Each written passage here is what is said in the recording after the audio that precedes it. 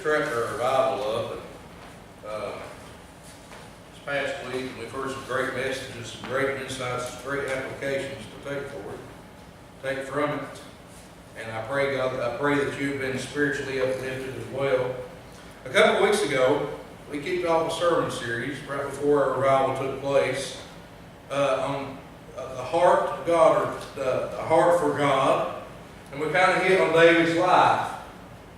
And we're going to pick that back up again this morning. We're going to start off with Acts chapter 13, verses 21 through 22. Now this is going to kind of be the background scripture, or the background focus for our message this morning, is a heart for God. This one's a heart God desires. What kind of heart He desires is a heart for Him. That's the kind of heart that God wants of us. It is a heart for Him. So Acts 13, 21 through 22 says this: "And afterward they asked for a king. God gave them Saul, the son of Kish, a man of the tribe of Benjamin, for 40 years. And when he had removed him, he raised up for them David as king, to whom he also gave testimony, and said, I have found David, the son of Jesse, a man after my own heart." You know, as we kicked off the sermon series a couple of weeks ago, we hit on how Saul had kind of turned his back on God, kind of went and done his own thing, and how Saul had disobeyed God, and God told him, you know, here's what I want you to do. I want you to destroy everything you come in contact with during battle. And Saul refused it, and he left a lot of things alive, and the only thing he really destroyed what he seen as not worthy in God's eyes. So Saul really disappointed God, and God removed him from his status, and put in his place, he found David, who would be a man after God's own heart. And we learned how God doesn't look on the outside as man looks. God don't see how man sees, but God looks intently at the heart. And one thing we can take from his life, although that David was constantly found having his moments of shortcomings, he was still stumbling, he was still falling short, because he was no perfect man. And we can relate to David a lot today, because we're not perfect and we still stumble and we fall short every day in our lives. David was revered as a man after his own heart. David, not being a perfect man, to kind of give you some insight, David was refused to build the temple that God wanted to build. You know, David wanted to build a house for God. God said, I haven't been in a house at all. And now you're wanting to confine me into the walls? He said, they can't confine him. David wanted to build him a house for God, a place to store the Ark of the Covenant, because it had been up until this point, out in tents, out in the fields, and so wherever they went, they would set a tent up, and that's where the Ark of the Covenant would be, which would signify the presence of the Lord. But David decided he wanted to build a house, but God tells David, no, you're not going to build my house. You're not going to do it. He left that for Solomon to do. Why? Because David's hand had shed much blood. He was a man of battle, a man of war, is what David was. David had his shortcomings. He had the affair with Bathsheba. And after he had an affair with her, to try to hide it, because David was on the rooftop and he seen Bathsheba bathing. And he looked and he quickly turned away. But what happened was he stumbled back and he turned back and looked again. Then lust filled his eyes and filled his heart. So he had Bathsheba come in. Bathsheba didn't want to do anything, but she was guilty of it too. She had an affair. And after they had the affair, David had Bathsheba's husband killed, put him on the front lines of battle to cover up the whole conspiracy, and then he wound up with Bathsheba.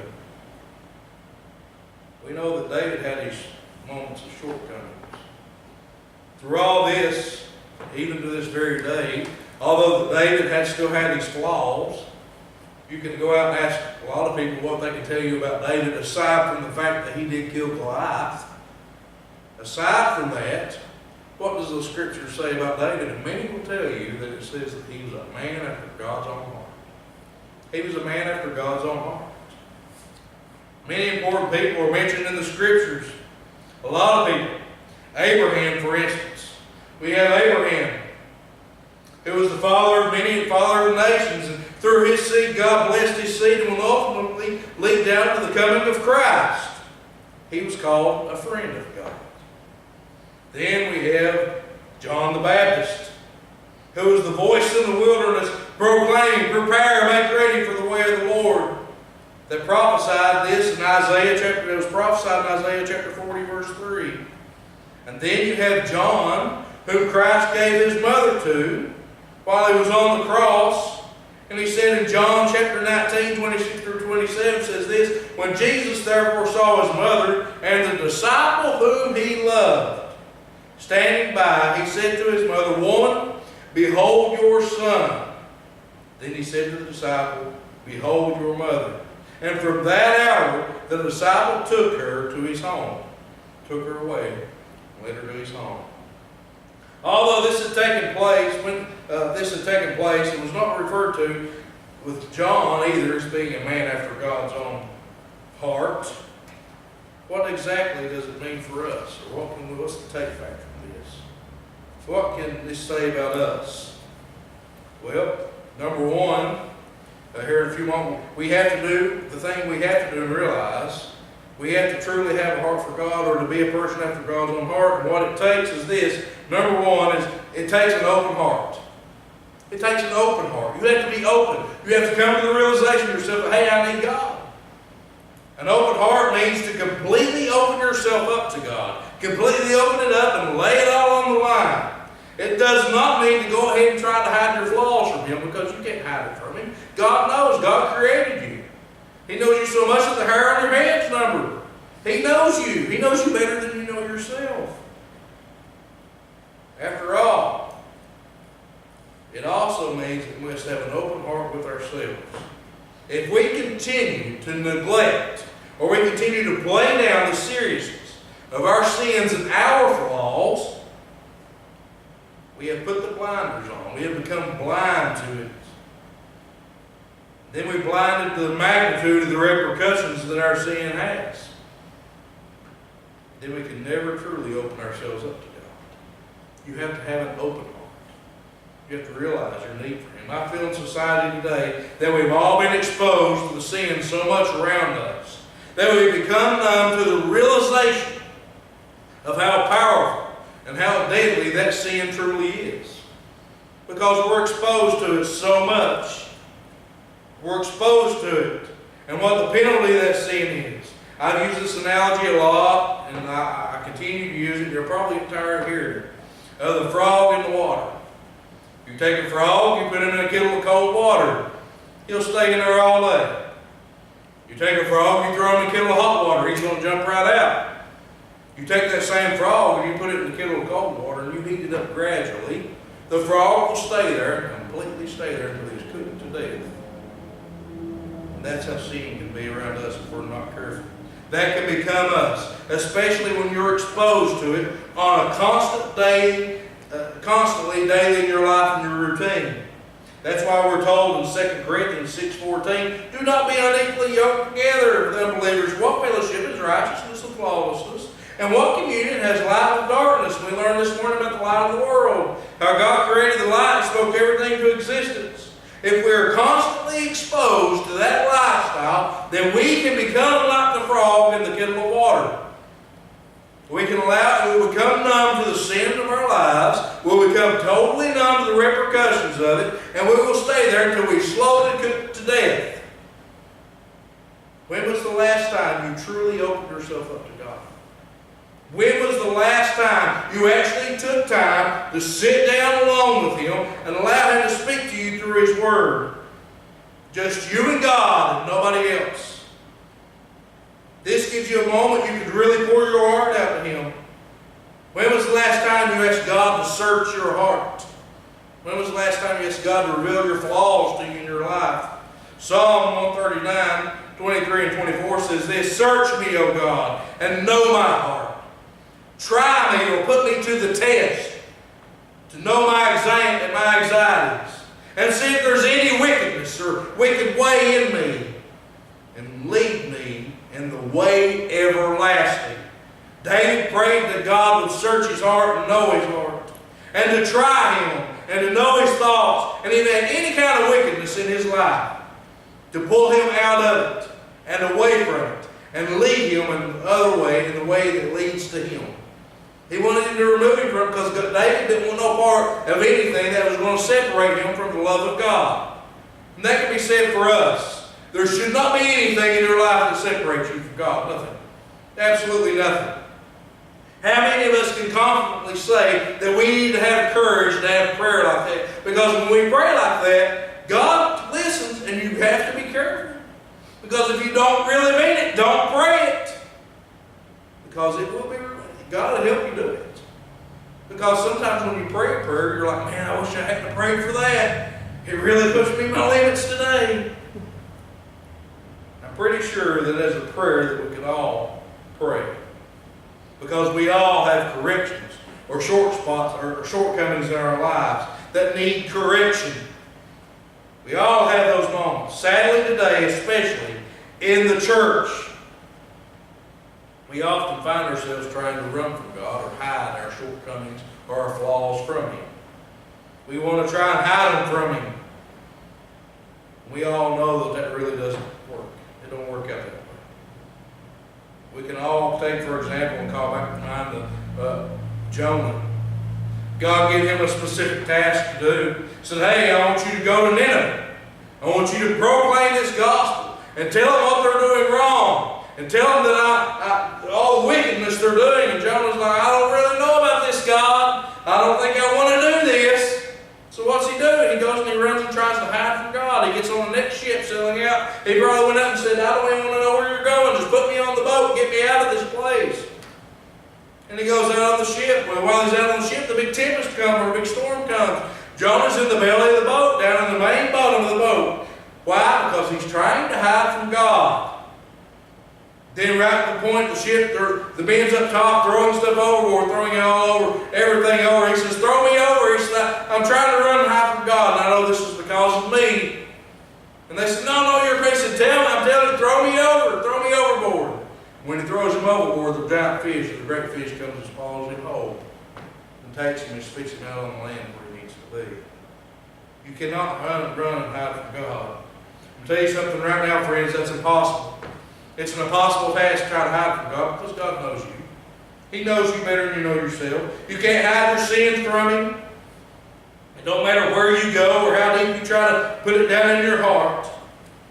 God knows everything about you, and He can see into the very soul and heart of a man. He knows you. And when we try to hide things from Him, we're only fooling ourselves. You're only fooling yourself when you try to hide it. Because God already knows. Many people today just want the blood covering when they become a Christian. They just want the covering of Christ and not the blood cleansing. Because when you cleanse something, it means you're removing the bad. You're washing it away. It's gone. And all that comes with staying away from or refraining from that lifestyle you lived in. So they don't want the blood cleansing. They just want to be covered. Yeah, Lord, I want the covering. I want you to cover me. I want you to cover me when it comes time for the cleansing. No, I don't think I can give that up. I don't think I can give that up.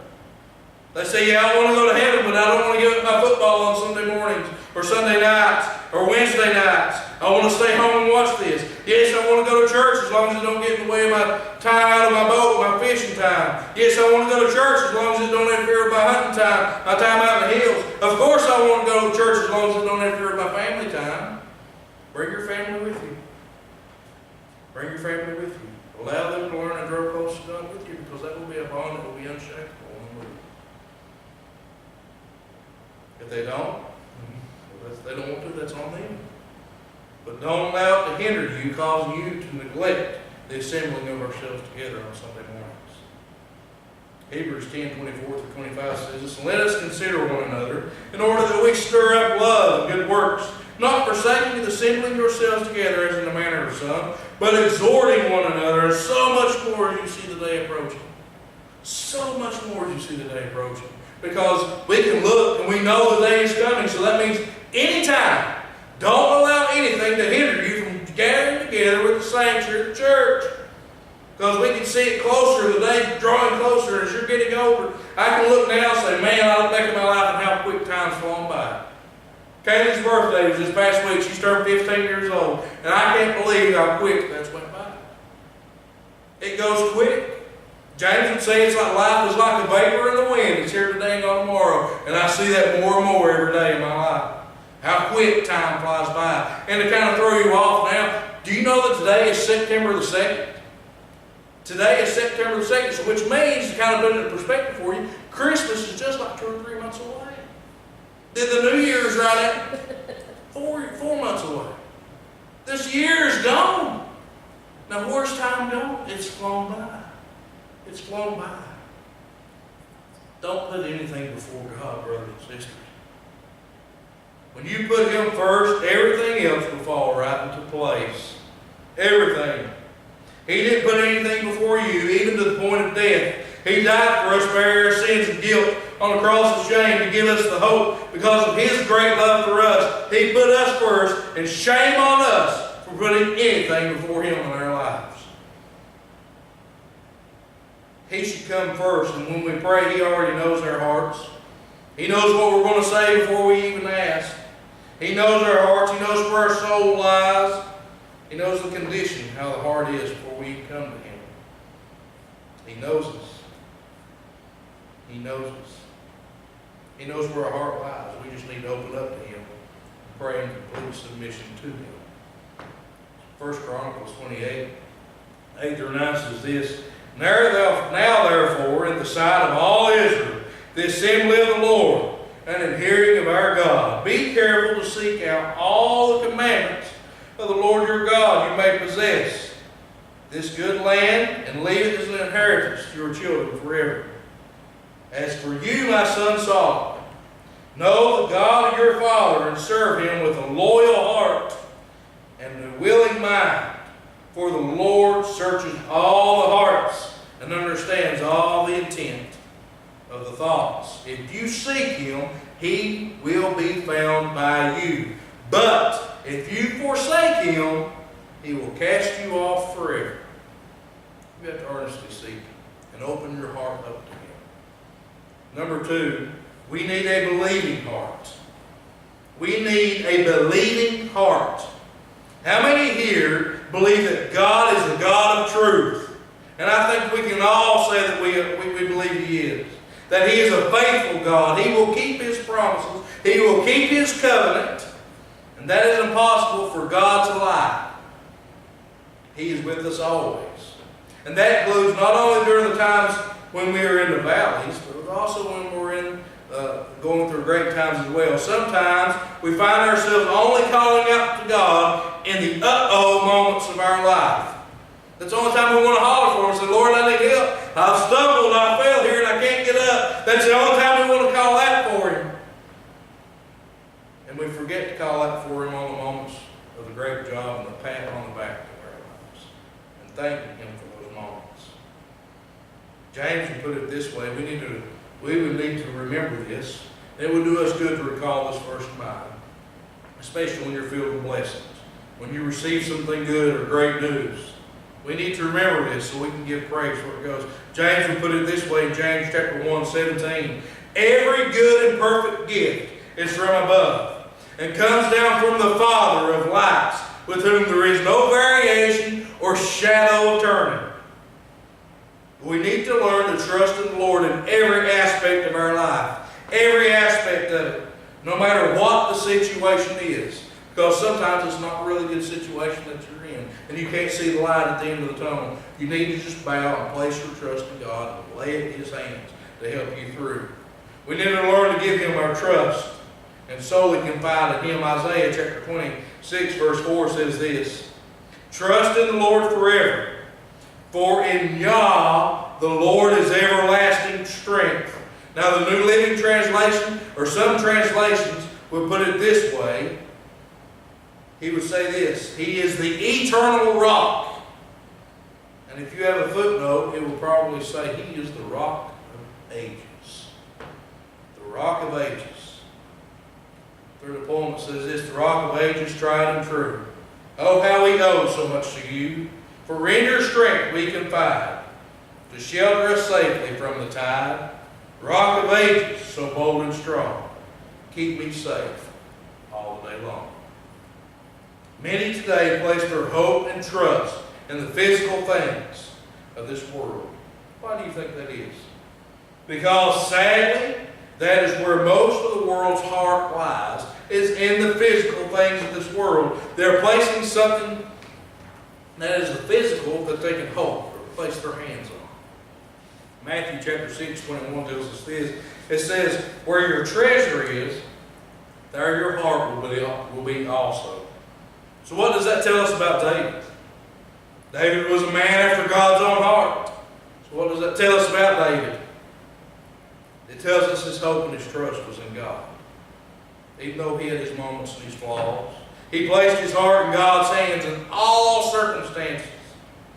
And when he was in the valley of the shadow of death being pursued by Saul, and while Saul sought to kill him, and then we see his son Absalom sought to kill him, he still placed his trust in the living God, or in God's hands, because he found a shelter in the time of storm within the rock of ages. Psalm chapter 20 verse 7 says this, some trust in chariots and some in horses, but we will remember the name of the Lord our God. In order to have a heart for God, we have to be able to trust Him and believe in Him. We need to let Him manifest Himself in our lives. I have a question. Does your Christianity impact everything except for what you do on a Sunday? Today's Sunday, I better not do that. It's Sunday, it's the Lord's day. I can't do that today, but you let it Monday morning roll around, buddy, we'll hop right on and we'll do it. That should have an impact 7 days a week, 365 days a year. There's a difference in our lives when God comes in. And that difference should make an impact on everybody that's around us, not just us.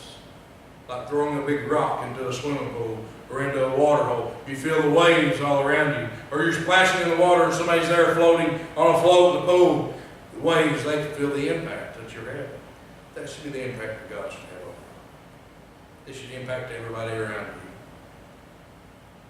Before we can have a positive, godly impact on those around us, we must first examine ourselves. We have to examine ourselves. We have to allow God to become the key element in our life. The key element. Do we revolve our lives around God, or do we take God and revolve Him around our lives? That's the question. Do you allow your life to revolve around God, or do you just say, God, no, I'm going to cause you to revolve around my life? He should be at the center of our life. He should be at the center of everything we do, not pushed aside. In order for us to help others what they're facing, we must first take care of the problems we face, meaning that we should be ridding ourselves of anything that is hindering our relationship with our Lord. Or in other words, we should say that we can put it like this, we must realize that we must have a broken heart so He can mend it, so He can fix our problems. Then we can help someone else. Do you realize that for you to truly appreciate a physician or a doctor, a specialist of any kind, for you to truly appreciate the work that they do, you must first have a problem for the physician to fix. You have to. You don't truly appreciate a cardiologist until you've had a heart attack and have to have open heart surgery. You don't truly appreciate a rheumatologist until you're being treated for arthritis or some significant form of joint disease. You'll never truly come to appreciate our Lord until you recognize your need for Him in your life. You must have a broken heart, being sorrowful for the sin that you lived in, because after all, that's why Christ endured the cross. That's why He endured the cross, is because of our sin. He knew that we needed a physician, and He is the great physician. He is the great healer. You'll allow one of two things to take place when you do so. You'll either allow the Scriptures to prick your heart, or you will harden. That's the only two options. You're going to do one or the other. You're going to allow your heart to be pricked and see your need for God in your life, or you're going to allow it to harden. And eventually it's going to become so hard as we can find in the Scriptures that God said, I turned them over. I gave them over to their own desires. That's what they want. That's what they're going to get. But you can either let the Scriptures prick it can see your need for Christ in your life, or you can continue to harden your heart and reject Him. But eventually you're going to be so far down the road there's no coming back. We must give our heart, our broken heart, to Him, and it must be broken first. For in order for us to have a heart for God, which is number 3, we must have a broken heart. It has to be broken. Psalms 34:18 says this, "The Lord is near to those who have a broken heart, and saves such as have a contrite spirit," or whose spirit is crushed, in other words. And why do you think that is? Usually when someone is crushed, that is the first step to repentance. When you're crushed in the spirit, it's the first step to repentance. Hey, I need to change some things in my life. They have realized that something they have done has caused them to stumble. Stumble and fall away. They're living, and living is causing conviction. Their stumbling blocks has caused conviction. And this means discernment for those actions. And they are crushed or sorrowful for the things they've done. So God draws near to those in such cases who are broken or crushed in spirit. Don't you think that as a church it's time for we search our hearts and have our hearts break for the things that break God's heart? When is the last time you wept over your sin? When's the last time you literally broke down and you wept over the sin that you have in your life? Joel chapter 2 verse 12 says this, "Now therefore says the Lord, turn to me with all your heart, with fasting and with weeping and with mourning. So rend your heart, not your garments. Return to the Lord your God, for He is gracious and merciful, slow to anger, and great in kindness. He relents from doing harm." It's time for the church to get all serious about God, because when we start getting serious about God, God starts getting serious about us. He will get serious about us when we get serious about Him. When we place Him first and foremost in every aspect of our life, He will work in ways you could not comprehend. He will move mountains you thought were immovable. Why? Because He loves you. Anguish is a term that we don't hear much anymore. Anguish means pain, and that is what God feels when His children are not where they're supposed to be. That's what He feels. The church needs to understand the difference between anguish and concern. When we are to be concerned for something, we're concerned for the lost. We're concerned for the moral decline of this country. But when it comes to anguish, to have a heart for God means the things that break God's heart breaks ours as well. So we're in anguish. We need to get to the point where nothing else matters but God, and nothing else will satisfy but God. When we sin, we come to the realization of that sin, and it should move us to tears. We should feel the need to weep bitterly and not be numb to it. We should take our sin serious, because I don't know about you, but as children of God, I think Jesus took it pretty serious while He was hanging on the cross paying for it. The bottom line is this: you have to have an open heart. You have to be open.